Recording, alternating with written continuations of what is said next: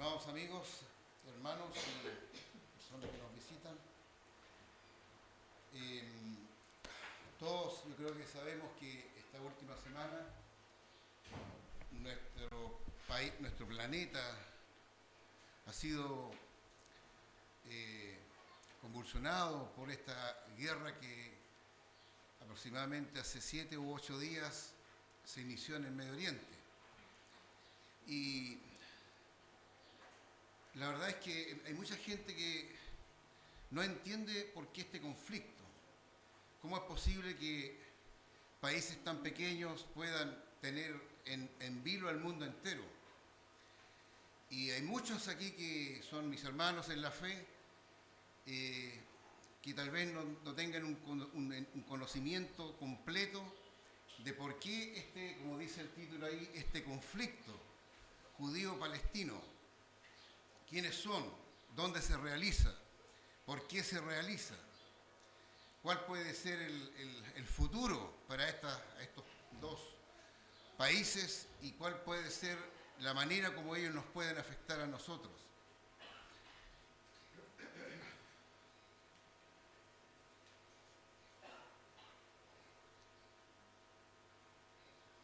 Hay harto que leer acá y vamos a llegar a leer también la palabra de Dios. Bueno, esta última semana se reactivaron los enfrentamientos entre los palestinos y los israelíes, lo que ha lanzado una serie de juicios criticando lo que algunos piensan, la injusta situación que viven los primeros, es decir, los palestinos, y la crueldad e inhumanidad con la que han actuado los segundos, la nación de Israel, según lo que algunos piensan. Pero, ¿de dónde surgió este conflicto? ¿Y cuál es el sentido histórico que tiene esta guerra?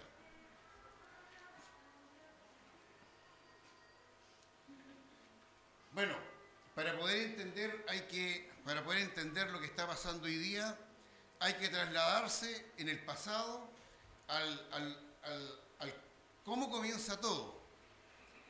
Bueno, ahí nosotros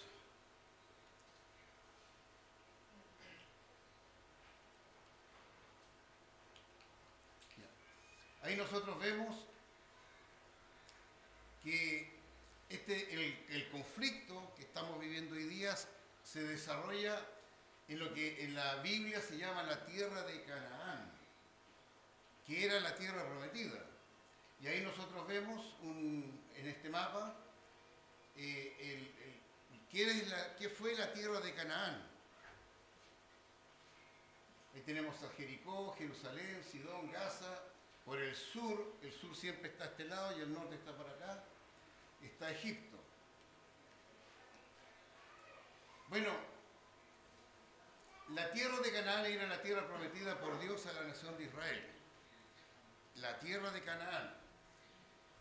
La tierra de Canaán era la tierra que Dios prometió dar a los descendientes de Abraham, según el Génesis 12:7. Los cananeos se describen en la Biblia como un pueblo grande y fuerte que no eran fácilmente derrotados. Por lo tanto, los israelitas necesitarían la ayuda divina para venir contra ellos y derrotarlos, despojándolos de sus tierras. Dios prometió esa ayuda a Moisés y a Josué. Por la mayoría quizás aquí es sabido que la nación de Israel estuvo por más de 400 años esclava en Egipto. Y por la intervención de Dios, usando a su siervo Moisés, ellos fueron liberados de la esclavitud de Egipto y Dios les prometió que los trasladaría a la tierra de Canaán, una tierra fértil, una tierra que fluiría leche y miel, como dice las Escrituras, pero la tierra de Canaán estaba habitada. Lo que los israelitas tenían que hacer era desalojar a todos los habitantes de la tierra de Canaán. Y por eso que Dios prometió que les ayudaría.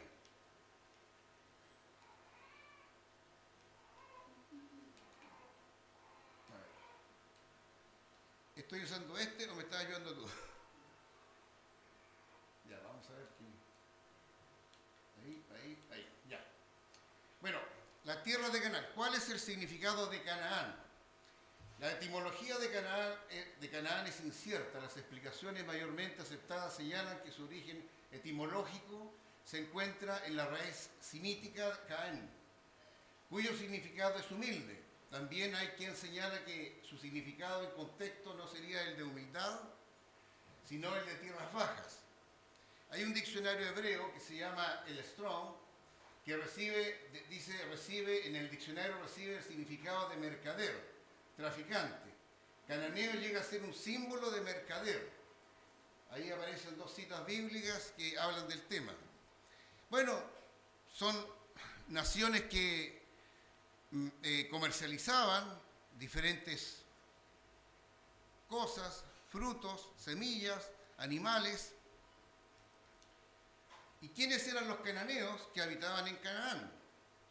Los cananeos eran un grupo de antiguos pueblos que vivían en la tierra de Canaán, en la orilla oriental del mar Mediterráneo.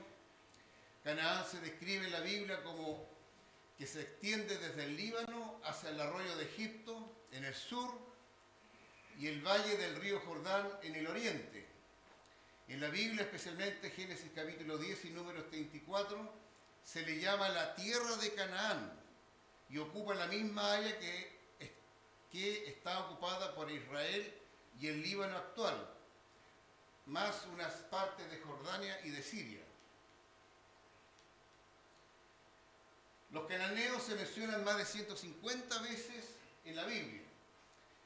Eran personas impías, idólatras, descendientes de Canaán. Este Canaán era nieto de Noé. Noé tuvo 3 hijos, Sem, Cam y Jafet.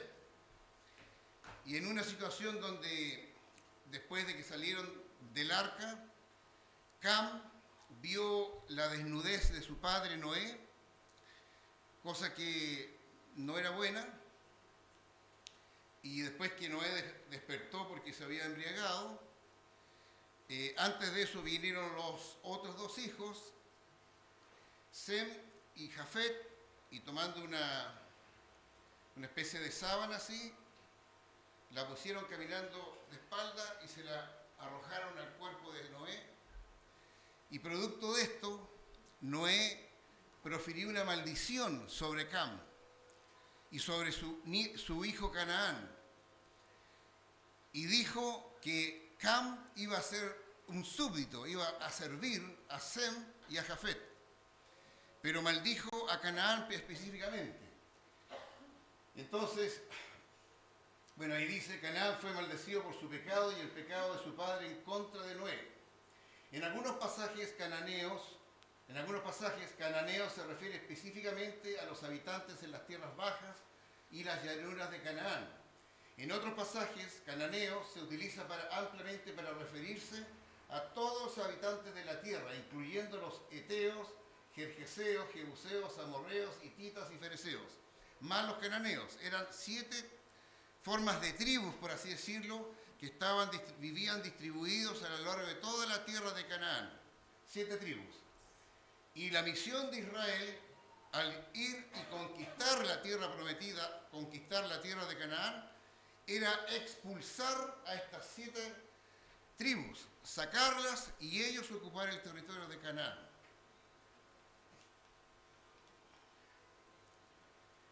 Ahora vamos a explicar por qué el territorio de Israel pasó a llamarse Palestina. Hay que entender que Josué, después de 40 años de vagar por el desierto, Josué y Caleb, que llegaron desde la esclavitud de Egipto, fueron los generales militares que condujeron a los ejércitos israelíes y durante un periodo más o menos de 40 años estuvieron luchando contra los cananitas para lograr expulsarlos hasta que llegó el momento en que ellos tomaron la posesión completa del territorio. Y ahí vino la distribución de la tierra. Cada tribu de Israel, que eran 12, se distribuyeron la tierra de Canaán completa. Por lo tanto, desde que triunfó militarmente Josué y Caleb, poseyendo la tierra de Canaán, ellos eran los dueños, completamente. Israel era completamente dueño de la tierra de Canaán. La habitaban en toda su extensión. Y esto fue cuando llegó el Imperio Romano, también ellos habitaban la tierra.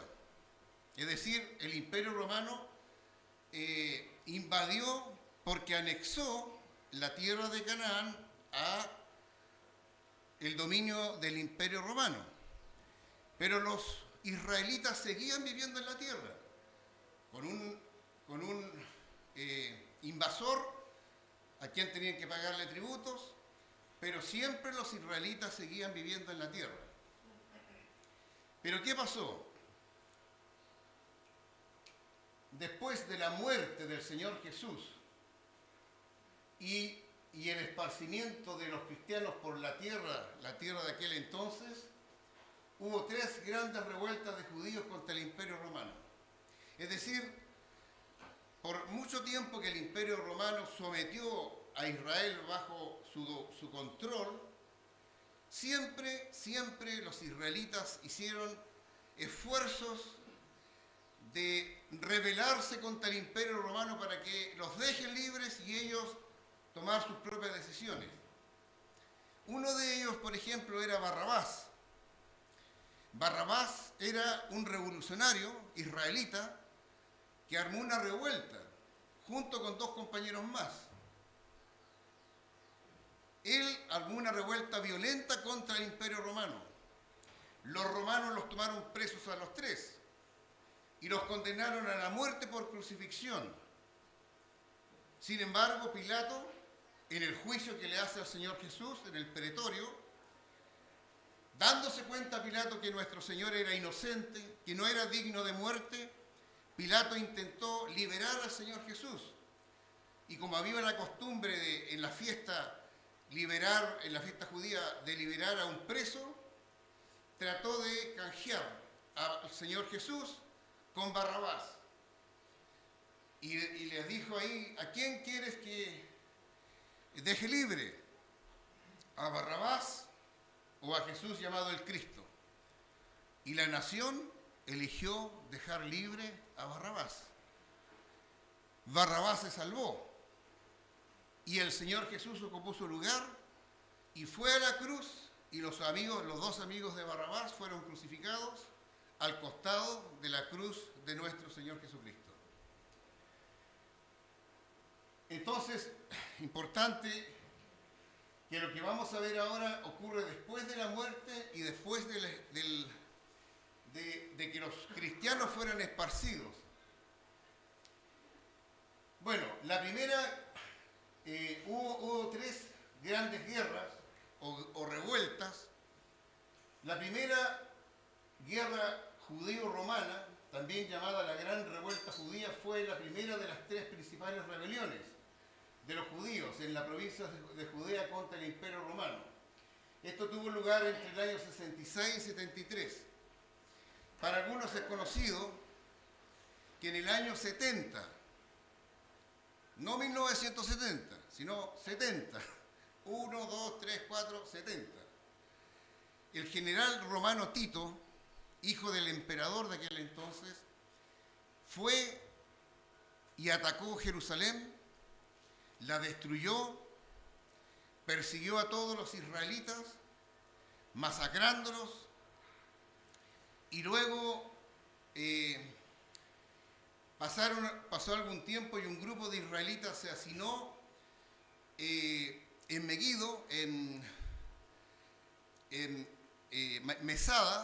Masada, que es una montaña estratégica que había construido el rey Herodes para su protección. En Masada ellos se hacinaron y ahí estuvieron varios meses tratando los romanos de sacarlos de ahí, hasta que los israelitas no los lograron sacar nunca de Masada. Masada era una especie de cerro con una entrada bien estratégica y habiéndose les acabado la comida y el agua, los 1000 israelitas que habían ahí decidieron que 100 de ellos tenían que matar a los otros 900 judíos. Y de los 100 eligieron a 10 que tenían que matar a los otros 90. Y los 10 eligieron a uno que tenía que matar a los otros 10. Y el que quedó se suicidó, y cuando los romanos ingresaron, encontraron desparramados por toda Masada la última resistencia israelita contra el Imperio Romano. Y lo que ocurrió ahí fue que Israel perdió el territorio.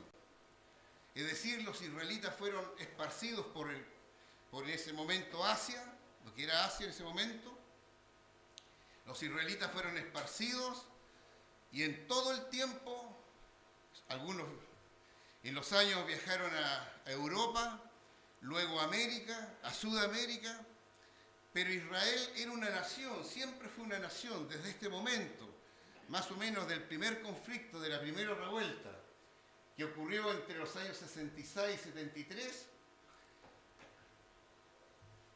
Desde ahí había una nación en la tierra que era un pueblo, una nación llamada los israelitas, que no tenían tierra, no tenían un territorio donde vivir, estaban distribuidos y diseminados por todos los países del planeta. Si yo le pregunto a un niño aquí dónde viven los chilenos o cómo es Chile, es un territorio largo y angosto que tiene límites con Argentina, tiene límites con Perú y con el Ártico en el sur y con el mar en el oeste. Los chilenos vivimos en un territorio. Y si alguien decía, quiero ir a Israel, Israel no tenía territorio, lo había perdido. Pero, insistiendo, se formó una segunda revuelta. Una segunda revuelta judío-romana que se llamó la Guerra de Quitos, en el año 115 al 117 después del Señor. Pero fueron reprimidos por el general romano Lucio Quieto, quien gobernaba la provincia en aquellos tiempos y en la que luchó solo marginalmente en Judea. Es decir, en esta segunda revuelta, más o menos 45 años después del año 70, intentaron nuevamente los israelitas de correr a los romanos y no lo lograron. Y llegamos a la tercera revuelta, la tercera guerra judío-romana, se llama la rebelión de Bar Kokhba. Este era un judío, era un líder israelita que armó una revuelta entre el año 132 al 136. Y esta rebelión de estos judíos en la provincia romana de Judea estaba comandada por este señor, Bar Kokhba, contra el Imperio Romano, ocurrida alrededor de los años 132 a 136 y fue la última de las tres grandes guerras romanas. En esta guerra, en esta última y tercera revuelta de judíos contra el Imperio Romano, ocurrió esto. El Imperio Romano cambió el nombre de Judea a Palestina, o provincia Siria-Palestina, en el año 135, tras aplastar la rebelión de Bar Kokhba. Desde entonces y hasta la creación del Estado de Israel y el establecimiento de la Autoridad Nacional Palestina en el siglo XX, la región se llama Palestina. Es decir, Palestina, la tierra de Canaán, cambió de nombre porque los romanos le cambiaron el nombre de Canaán a Palestina en esta tercera revuelta. ¿Se entiende? Ok. Así que desde ahí se empieza a llamar Palestina.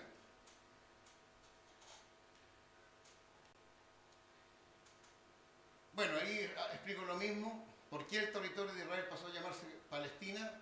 El Imperio Romano cambió el nombre de Judea a Palestina, provincia de Siria, etcétera, etcétera. Pero esta es la parte que me interesa.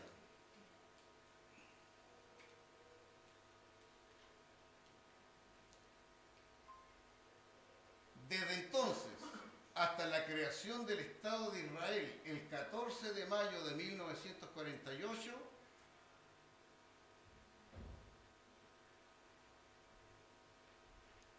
todo ese periodo, todos esos siglos, fueron más de 1000 años, más de 1000 años, llamándose Palestina, y donde Israel no tenía un territorio. Hay unos mapas acá que son muy interesantes. Antes de 1946, yo creo que es importante que yo quiero que memoricen esta fecha, el 14 de mayo de 1948. Ahí se creó el Estado de Israel. Vamos a explicar por qué. Pero el Estado de Israel volvió a poseer un trozo de tierra en la tierra de Canaán el 14 de mayo de 1948. Por lo tanto, antes de 1948, estas cositas ahí dice color como amarillo o naranja, está bajo el control israelita, y todo lo verde bajo el control de los palestinos. Esa era la conformación. Palestina era todo lo verde, y todas esas manchitas amarillas eran pequeños asentamientos agrícolas que tenía Israel, de algunos que habían regresado a la tierra o que se habían quedado, y sus familias por generación y generación mantuvieron esos pequeños pedacitos de tierra. Pero la ONU, en el año 1947, apoyados por la Unión Soviética, la URSS, quisieron, después de la Segunda Guerra Mundial, en el genocidio de los nazis contra los judíos, quisieron intervenir en la tierra de Palestina, dándole un pedazo de tierra a los palestinos y un pedazo de tierra más grande a los judíos ahora. Y después, entre el año 1949 y 1967, si ustedes se dan cuenta, empezó a crecer el territorio de Israel. ¿Qué año fue el establecimiento del Estado de Israel? 1948. Por eso que al año siguiente, después de haber tenido una cosita así, porque esto no se cumplió, tenían una cosita así, llegaron a tener esto. Y eso es lo que vamos a explicar. Bueno, aquí hay otros mapas donde en el año 2010, por ejemplo, ese era el dominio israelita, y esto es lo que querían ellos tener en el 2020, la posesión completa, y ahí está la famosa Franja de Gaza, donde está el grupo terrorista Hamas.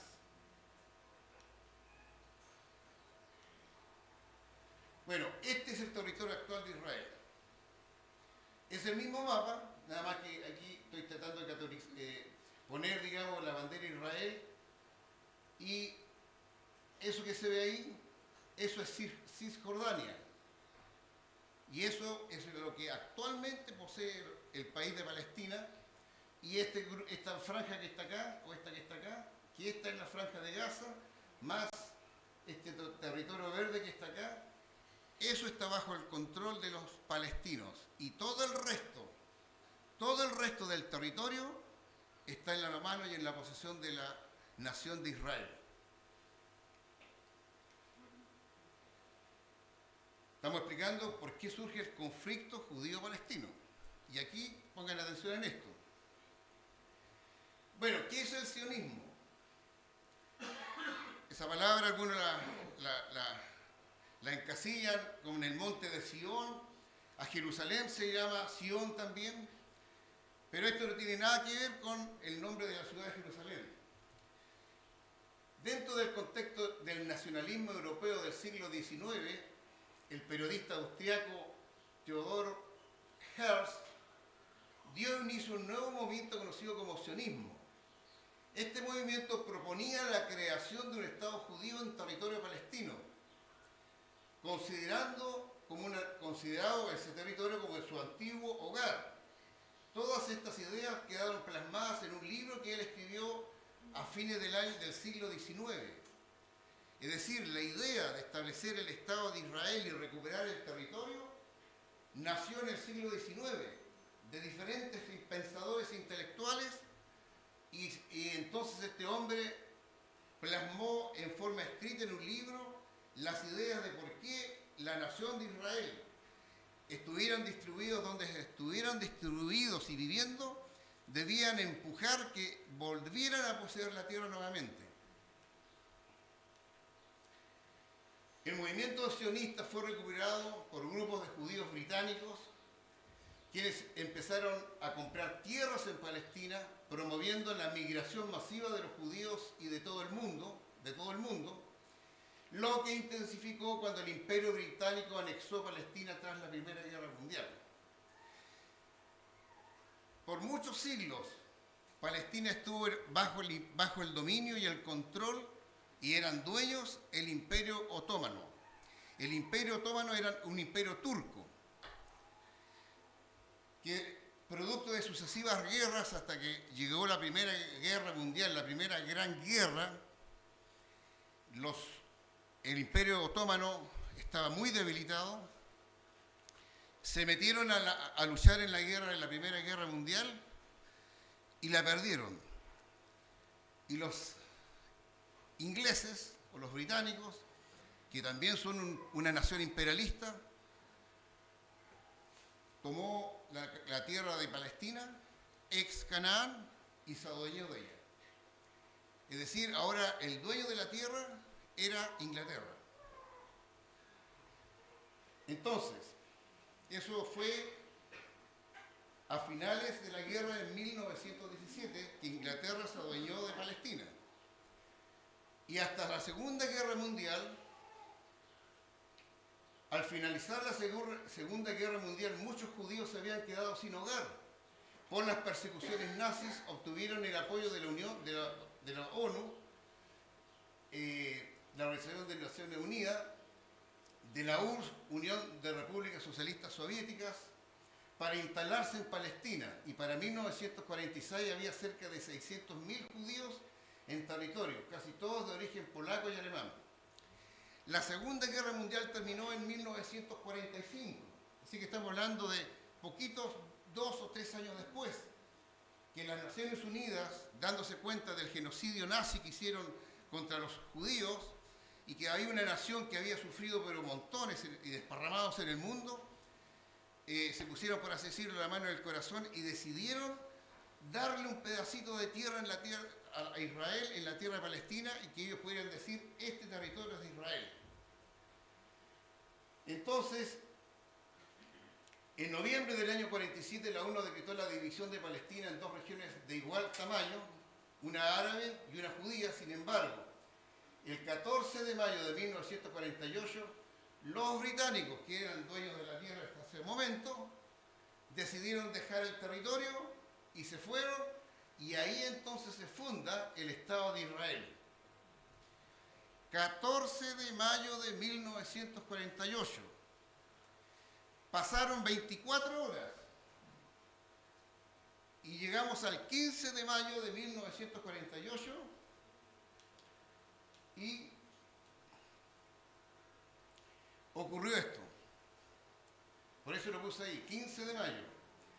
Todos lo que vamos a ver acá son todos los conflictos que ha tenido Israel contra los palestinos. El 15 de mayo, al día siguiente de su establecimiento como un Estado, los palestinos, Egipto, Siria, Transjordania, Irak, el Líbano, invadieron Israel, pero fueron derrotados por el nuevo Estado. Y en ese derrotamiento, los palestinos perdieron tierra. Israel creció el 50% sobre los países árabes. ¿Se acuerdan del mapa anterior? Que era chiquitito y en cuestión de poco tiempo creció el territorio. Eso fue el 15 de mayo. Luego, en el año 56 al 57, hubo otra guerra que se llamó la Guerra de Suez. Bueno, hay que mirar los mapas. Está el canal de Suez y hay otro acá, y aquí está Egipto, el Mar Rojo, y está Israel. Resulta que había un presidente egipcio llamado Nasser que logró llegar al poder en Egipto y tuvo la ocurrencia de bloquear un canal que se llamaba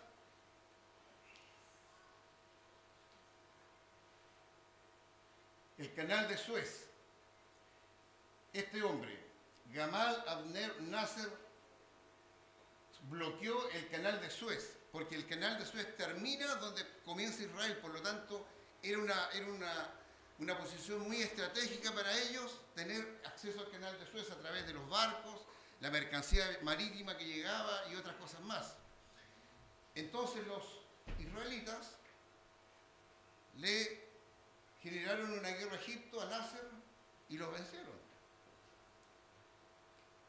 Dice, las hostilidades volvieron a estallar en la guerra de Suez y tuvo origen en 1952 tras la toma del poder de Nasser en Egipto y la salida del Reino Unido del territorio. En 1956 el nuevo líder nacionalizó el canal de Suez bloqueando el Golfo de Aqaba. ¿A qué se llama? Y aquí Israel vuelve a crecer en territorio. Se forma la guerra de los 6 días, donde el general Moshe Dayan aparece que tiene un parche acá en el ojo, peladito así calvo, un parche en el ojo, un hombre inteligentísimo, que en solo 6 días, entre el 5 y el 10 de junio del año 67, venció a todas las potencias árabes y a todas las potencias palestinas y volvió a crecer el territorio, cada vez que iba creciendo más. Luego, en 1973, los egipcios y sirios volvieron a atacar con fin de recuperar los territorios perdidos, estos de acá, porque Israel se quedó con la Franja de Gaza, con Cisjordania, toda Jerusalén y los altos del Golán, del general Moshe Dayan. Pero quedaron con la bala pasada los palestinos y en 1973 armaron la guerra del Yom Kippur.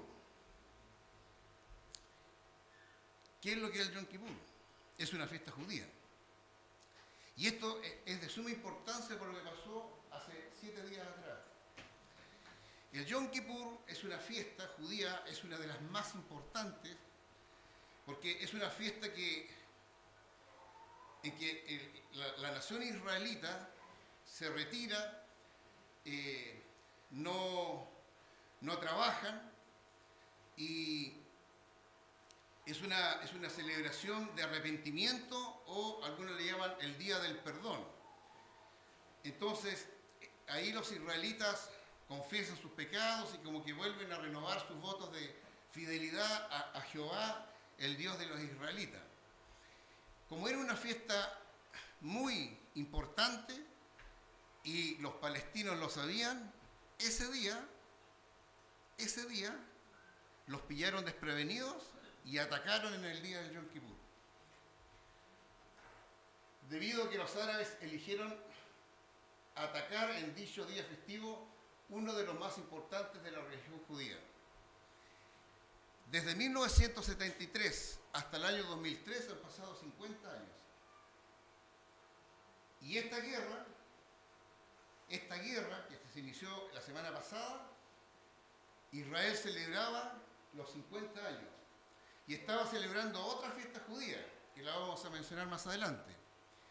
Por lo tanto, nuevamente, los palestinos atacaron violando un tratado, que hay un tratado de no agredirse mutuamente y que había que, tanto israelitas respetarían las fiestas palestinas y los palestinos respetarían las fiestas judías y no habría agresión en esos días de fiesta.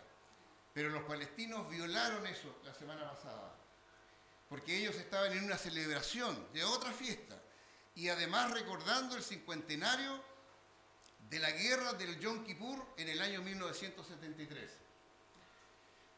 Luego en 1982 estalló un nuevo enfrentamiento contra el Líbano y la organización de los palestinos, los cuales se han mantenido hasta la actualidad. Aquí hay un señor acá que se llama Yasser Arafat, que era un palestino que tenía gran control sobre los palestinos y era un hombre bastante pacificador.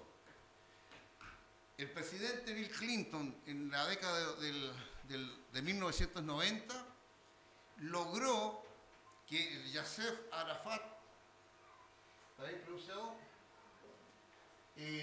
Yasser Arafat, hay una foto, no la quise colocar, pero hay una foto donde está Bill Clinton, un gringo como de 1,90 m, y está el primer ministro israelí y Yasser Arafat, y dándose la mano, haciendo la paz. Y Bill Clinton tomándolos de la espalda a los dos. Es una foto muy famosa.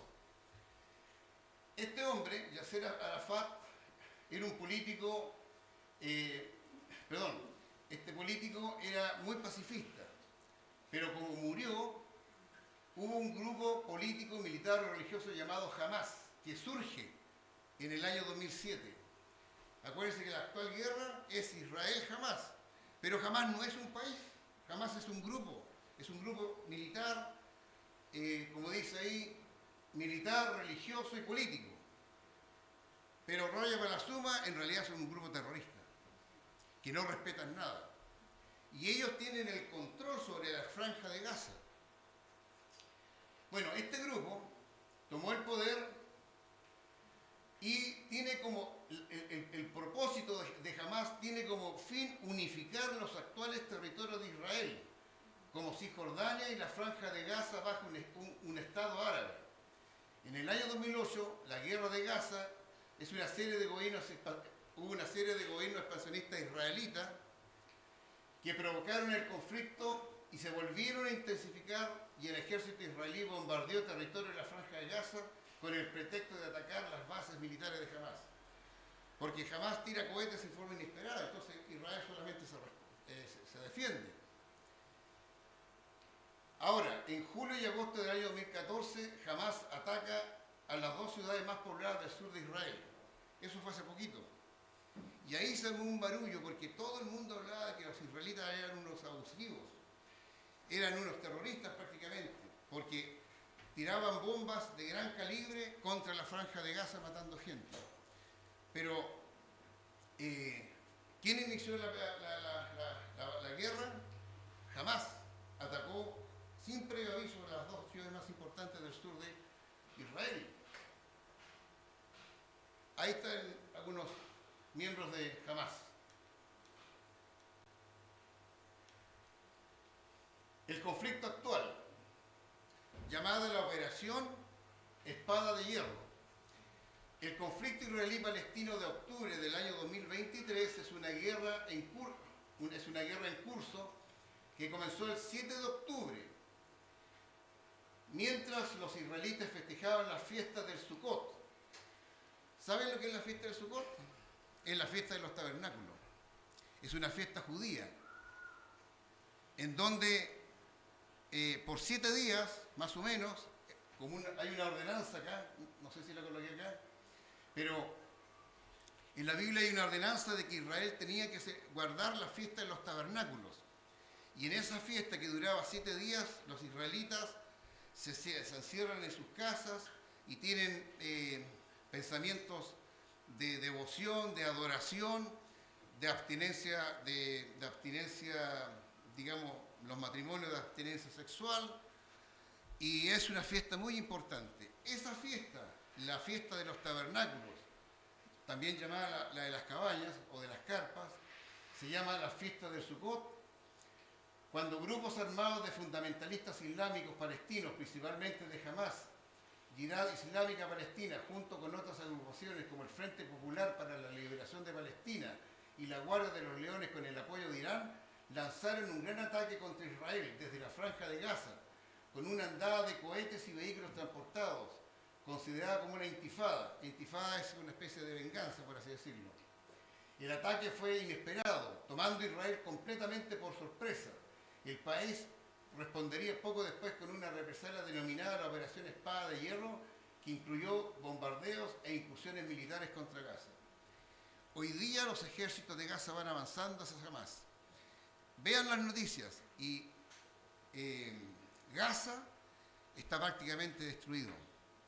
Hamas, como grupo terrorista, tomó cerca de 200 rehenes de todas las nacionalidades que logró encontrar y amenazó que si Israel atacaba a la franja de Gaza, ellos iban a degollar y los iban a filmar a los rehenes. No sé qué hizo Israel con eso, pero está atacando a la franja de Gaza para destruir al grupo terrorista Hamas. Han muerto, yo sé que van más de 2.000 muertos en la franja de Gaza. En Israel van como 1.300 actualmente.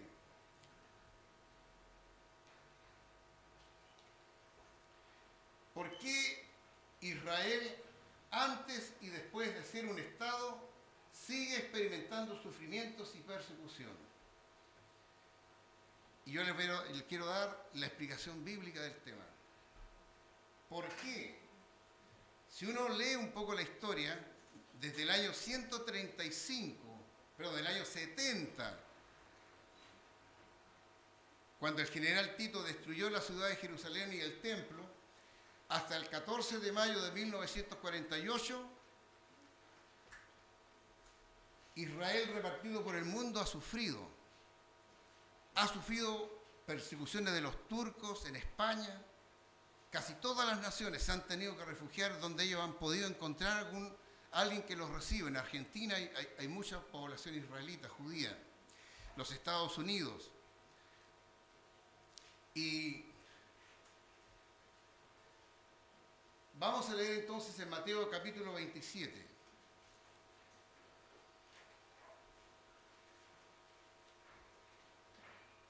Mateo capítulo 27 desde el verso 15. Ahora bien,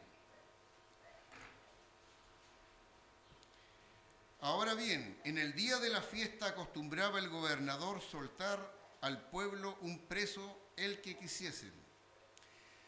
Y tenían entonces un preso famoso llamado Barrabás. Reunidos pues ellos, les dijo Pilato: ¿a quién queréis que os suelte? ¿A Barrabás o a Jesús llamado el Cristo? Porque sabía que por envidia le habían entregado. Y estando él sentado en el tribunal, su mujer le mandó decir: no tengas nada que ver con ese justo, porque hoy he padecido mucho en sueños por causa de él. Pero los principales sacerdotes y los ancianos persuadieron a la multitud para que pidiese a Barrabás y que Jesús fuese muerto. Y respondiendo el gobernador les dijo: ¿a cuál de los dos queréis que os suelte? Y ellos dijeron: a Barrabás. Pilato les dijo: ¿qué pues haré de Jesús llamado el Cristo? Todos le dijeron: sea crucificado. Y el gobernador les dijo: pues, ¿qué mal ha hecho? Pero ellos gritaban aún más diciendo: sea crucificado. Viendo Pilato que nada adelantaba, sino que se hacía más alboroto, tomó agua y se lavó las manos delante del pueblo, diciendo: inocente soy yo de la muerte de este justo, allá vosotros. Y respondió todo el pueblo. Miren lo que respondió: su sangre sea sobre nosotros y sobre nuestros hijos. Entonces les soltó a Barrabás y, habiendo azotado a Jesús, le entregó para ser crucificado.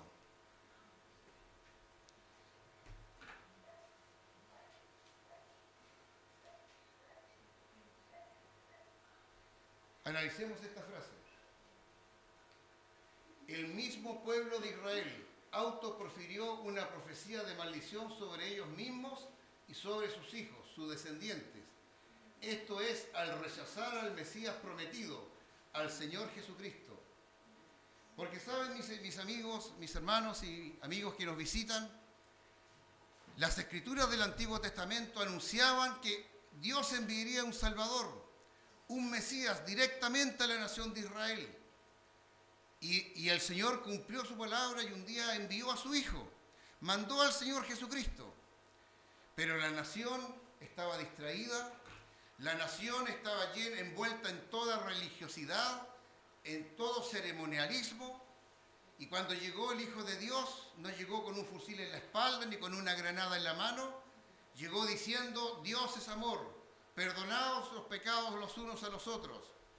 Venía a dar a conocer el nombre del Padre, de Dios Padre. Y Él venía a poner la vida por el pecador, para salvar al pecador. La nación judía no lo reconoció.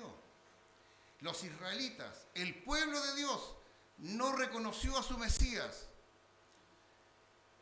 Y por congraciarse con el Imperio Romano, ocurrió esto. Pilato trató de salvar al Señor. Ese relato está mucho más escrito de manera más gráfica en el Evangelio de Juan, en la parte de la condenación del Señor Jesús y sus padecimientos. Pero él hizo la pregunta bien claramente. Verso 23. Pues, ¿qué mal ha hecho? Porque el Señor dijo, Pilato dijo, esto es una cuestión de temas religiosos. Este no es un terrorista. Este hombre no está sublevando al resto de los israelitas o judíos contra el Imperio Romano. Jesús era inocente y Pilato se llegó a dar cuenta de eso.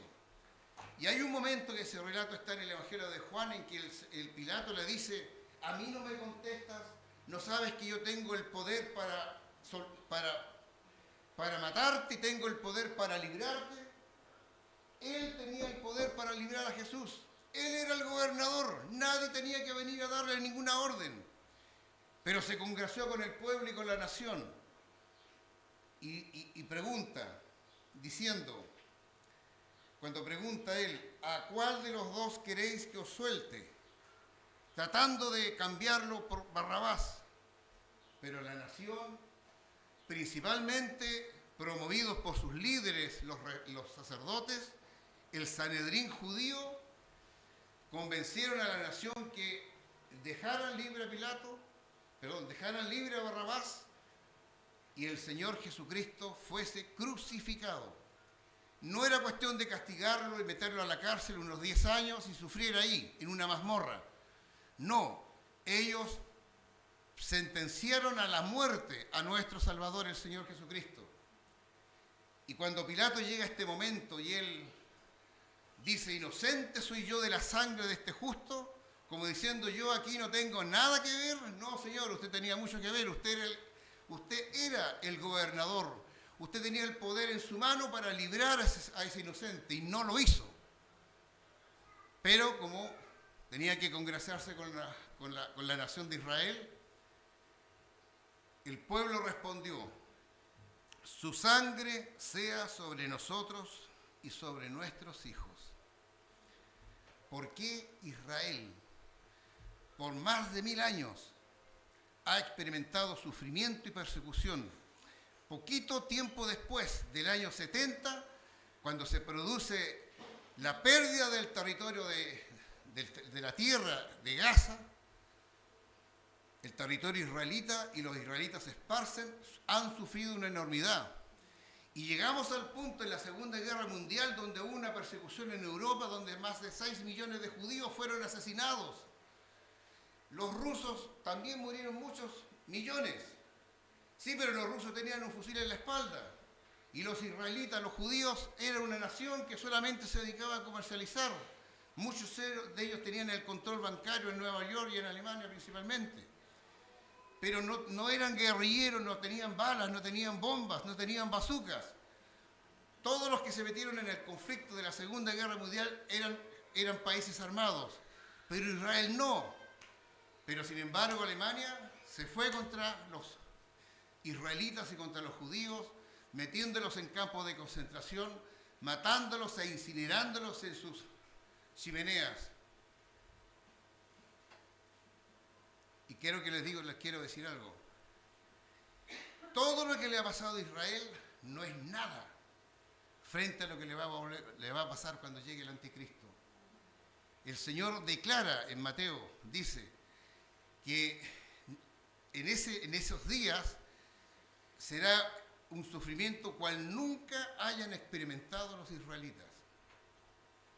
¿Pero por qué? Si ellos eran el pueblo de Dios. Era la nación de Dios en la tierra. Porque ellos dijeron, su sangre sea sobre nosotros y sobre nuestros hijos. Toda la descendencia de Israel, todos los judíos han sufrido y ahora están sufriendo. Pero ese es Israel. Yo te pregunto a ti, les quiero citar algo que el Señor Jesús dijo. El gran amor del Señor Jesús sobre Israel Mateo 23, 37. Jerusalén, Jerusalén, que matas a los profetas y apedreas a los que te son enviados. ¿Cuántas veces quise juntar a tus hijos, como la gallina junta sus polluelos debajo de sus alas, y no quisiste? Jesús dijo esto. ¿Cuántas veces quise juntar a tus hijos, como la gallina junta sus polluelos debajo de sus alas, y no quisiste? Yo te pregunto a ti, si todavía tú que estás acá, y todavía tú no eres salvo, todavía tú no has recibido al Señor Jesucristo en tu corazón, tú que todavía tienes a Cristo fuera de tu vida y sigues viviendo la vida como a ti se te da la gana, el Señor te dice: ¿cuántas veces he querido salvarte? Vine del cielo dejando el estrado junto a mi Padre para morir en una cruz, dejarme castigar por los romanos, sufrir el vituperio de judíos y de romanos. Me dejé crucificar para salvarte a ti. Te pregunto, sinceramente, ¿tendrías la posición de actuar igual como lo hizo Israel? ¿Qué dijo el Señor? ¿Cuántas veces quise juntar a tus hijos, como la gallina junta sus polluelos debajo de sus alas, y no quisiste? Al menos 3 años el Señor estuvo hablándole a la nación para que se arrepintiera. Y yo creo que el Señor a ti, si no eres salvo todavía, te ha hablado muchas veces. En el caso mío, yo recuerdo desde niño diferentes situaciones o contactos que tuve con personas que me hablaron de la Biblia, que me hablaron de Dios, y resistí hasta los 22 años, hasta que un día yo dije: no quiero ser como la nación de Israel. Yo quiero reconocer al Señor Jesucristo como mi Salvador. Yo quiero albergarme bajo la sombra de sus alas. Y le pedí perdón al Señor. Y el Señor me perdonó. Y ahora soy salvo. Pero ¿qué de ti? ¿Qué de ti, mi amigo? ¿Qué de ti, mi amiga? ¿Te atreverías tú a irte por la puerta y dejar a Jesús parado acá adentro? Él que te dice: quiero salvarte. Quiero perdonar tus pecados, quiero llevarte al cielo, no quiero que tú mueras en el infierno. ¿Te atreverías? Mira el ejemplo de Israel. Todo este conflicto que se inició hace cerca de 7 o 8 días atrás y todo lo que le ha pasado a Israel es porque ellos no quisieron. Jesús mismo lo dijo: no quisiste, no quisiste. Espero que no sea el caso tuyo, mi amigo. Espero que te albergues bajo la sombra del Señor y reconozcas a Cristo, al Señor Jesucristo, como tu Salvador. Te entregues a Él y lo recibas. Vamos a orar para terminar.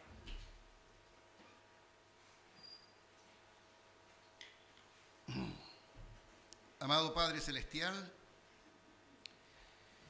te damos gracias, Señor, por tu preciosa palabra. Te damos gracias, Señor, porque muestras tu gran amor que tienes tú para con nosotros. Señor, gracias porque un día nuestro Salvador, el Señor Jesucristo, descendió del cielo, se hizo hombre, Señor, y valientemente vino a cumplir el mandato que tú le habías dado, poner su vida en precio de rescate por el pecador. Señor, pudiendo Él librarse de sus enemigos, no lo hizo y fue a la cruz y fue crucificado. Fue cargado con nuestros pecados y maldades para que nosotros podamos ser libres y haber quitado nuestra deshonra, nuestra mancha, nuestro pecado. Señor, gracias por abrir un camino nuevo y vivo, un camino verdadero hacia ti. Gracias porque el Señor Jesús reveló al Padre y el amor tuyo que has tenido para con los seres humanos. Nuestro ruego, Señor, es que si hubiera entre nosotros alguien que todavía no ha recibido a Cristo, que todavía, Señor, le mantiene fuera de su vida, que todo lo que hemos hablado le pueda hablar a su corazón y a su conciencia, para que su corazón sea quebrantado delante de ti y abra su corazón, abra su vida para recibir al Señor Jesucristo como su Salvador, su único y suficiente Salvador. Oramos, Señor, en el nombre del Señor Jesucristo.